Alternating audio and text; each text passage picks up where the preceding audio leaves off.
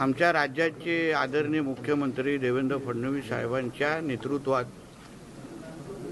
आमचं सरकार अतिशय पारदर्शक पद्धतीने आमच्या राज्याला एक प्रगतशील राज्य बनवण्याच्या दृष्टिकोनातून पावलं उचलत आहे आणि त्या पूर्ण प्रवासामध्ये आमच्या महसूल खात्याचं डिपार्टमेंटचं अत्यंत महत्त्वाचं काम आहे आणि जबाबदारी आहे। राज्याचे महसूल मंत्री आदरणीय बावनकुळे साहेबांच्या मार्गदर्शनाखाली आमच्या कलेक्टर मॅडम आणि त्यांची सर्व पूर्ण टीम आज महसूल यंत्रणा म्हणून ज्या पद्धतीने लोकांच्यासाठी पारदर्शक काम करत आहेत, लोकभिमुख काम करत आहेत, त्या सगळ्या जणांना पाठीवर थाप देण्यासाठी, त्यांचं कौतुक करण्यासाठी आणि त्यांना काही महत्त्वाच्या अधिकाऱ्यांना पुरस्कार देण्याच्या दृष्टिकोनातून हा महसूल दिवस आम्ही साजरा केला। मला विश्वास आहे की आजचा दिवस हा निश्चित पद्धतीने त्यांच्यासाठी प्रेरणादायी असेल आणि आमच्या सिंधुदुर्ग जिल्ह्याच्या विकासामध्ये त्यांचं योगदान वाढेल असं माझा ठाम विश्वास आहे। सर, जंतर मंतरवरील घटनेनंतर पंतप्रधान नरेंद्र मोदी यांनी काल एक व्हिडिओ पुन्हा टाकला आणि त्यामध्ये ते म्हणतात की काही आंदोलकांनी मला माझ्या आईवरला शिवाय दिल्या होत्या, मात्र जर उद्रेक त्यांचा होणं साहजिक आहे, मी त्याला माफ करतो। हा आमच्या आदरणीय पंतप्रधान साहेबांचा मोठेपणा आहे। शेवटी कुटुंब प्रमुख म्हणून त्यांनी अशा पद्धतीची भूमिका घेणं म्हणजे नागरिक म्हणून, भारतीय म्हणून आपल्याला अभिमान वाटला पाहिजे की आज आपल्या देशाचे नेतृत्व अशा जबाबदार आणि सुसंस्कृत माणसाकडे आहे, ज्यांनी जे काही व्हिडिओ केले गेले, त्यांना वैयक्तिक त्यांच्यावर टीका टिप्पणी केली, त्यांच्या आईंवर बोलल्यानंतर पण असं कोण क्वचितच असेल जेव्हा एवढं मनाचं मोठेपणा दाखवेल आणि त्याच्यामध्ये पण जो एक आदर्श आमच्या आदरणीय पंतप्रधानांनी दाखवून दिलेला आहे।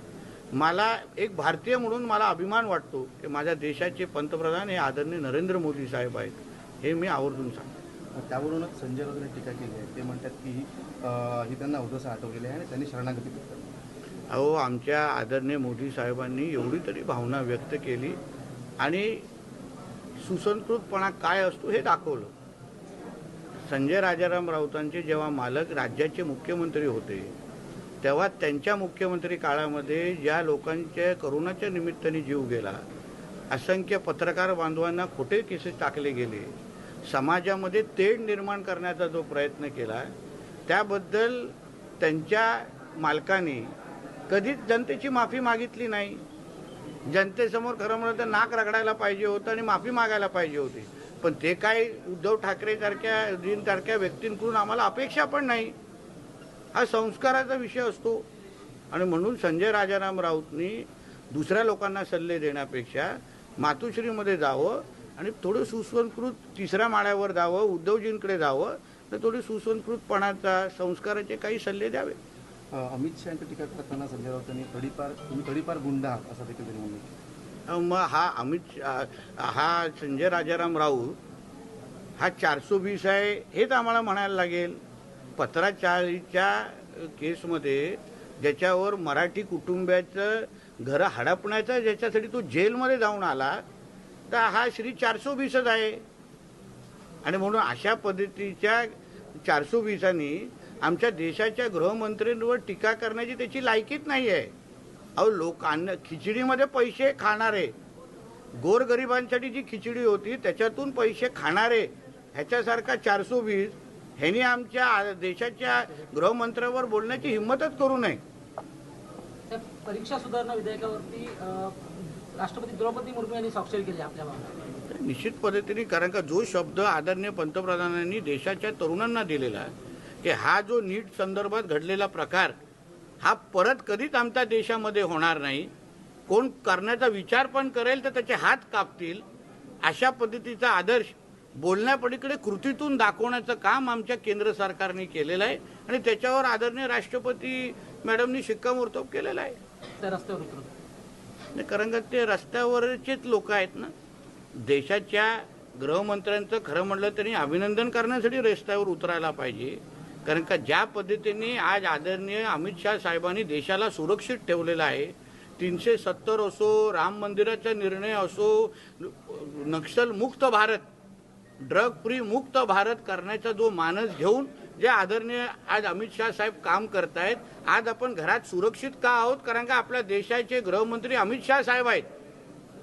म्हणून रस्त्यावर उतरून खरं म्हणजे फुलं घेऊन फुलांचा हार अमित शहा साहेबांवर टाकलं पाहिजे. कारण का काँग्रेस आणि वंचितचे नेते तुम्ही नंतर आहात, पण तुम्ही आज जे घरात जे सुरक्षित आहात ना, त्याचं मुख्य कारणच आहे की देशाचा गृहमंत्री सक्षम आहे, कणखर आहे. यासाठी खऱ्या अर्थाने त्यांचं अभिनंदन करण्यासाठी रस्त्यावर उतरलं पाहिजे. तर अभिजित दिपकेने एका मुलाखतीत असं म्हटलंय की या पुढचं आंदोलन असेल ते ईव्हीएम आणि इथेनॉल मिश्रित पेट्रोल बघा आता कोणी कशाबद्दल, देशामध्ये लोकशाही आहे, कोणाला लोकशाही सारख्या देशामध्ये कोणाला कशाबद्दल आंदोलन करायचं प्रत्येकाला त्याचं स्वातंत्र्य आहे. आम्ही कसं म्हणू की त्यांनी आंदोलन या विषयावर करावं का नाही करावं. त्यांना वाटतं असेल की ह्याच्यावर आंदोलन करायचं त्यांनी करावं. त्यावर सरकार म्हणून किंवा त्या जी जबाबदार यंत्रणा आहे त्या त्याला उत्तरं देतील. साहेब, फिश टँकमध्ये वाढवलेल्या अमेरिकन कॅटफिशची वाढ पूर्ण न झाल्यामुळे सोलापूर जिल्ह्यातील उजनी डॅममध्ये स्थानिक मच्छीमारांना तिथे या संबंधित मी माझ्या मत्स्य खात्याचे जे एसीएफ आहे त्यांच्याकडून एक रिपोर्ट मागितलेला आहे. तो रिपोर्ट सोमवारपर्यंत माझ्याकडे येईल. आलेल्या रिपोर्टच्या अनुसार आम्ही कारवाई करू आणि अभ्यास करू, जेणेकरून मच्छीमारांना ह्याचं नुकसान कसं होणार नाही या दृष्टिकोनातून आमचं मत्स्य खातं निश्चितपणे पावलं उचलेल. साहेब, जुहू चौपाटीवर कचऱ्याचं साम्राज्य आहे. मागील काही दिवसांपासून पाहायला मिळतंय जुहू चौपाटीवर. ते जुहू चौपाटीवर काही जे लोक जिथे येतात त्यांना शहरावर जे तिथे येतात आपला वेळ घालवण्यासाठी कुटुंबाबरोबर येतात, ते काही असे असंख्य अनुभव आम्हालाही, आम्ही जुहूत राहतो म्हणून आम्हाला तिकडचा अनुभव आहे. पण महापालिका असो किंवा संबंधित यंत्रणांनी त्याच्यावर लक्ष घालावं आणि मुंबई आणि प्रत्येक चौपाटी ही स्वच्छ ठेवावी अशी नागरिक म्हणून आणि मुंबईकर म्हणून अपेक्षा, आणि त्या पद्धतीचं काम आमची महापालिका निश्चित पद्धतीने करेल.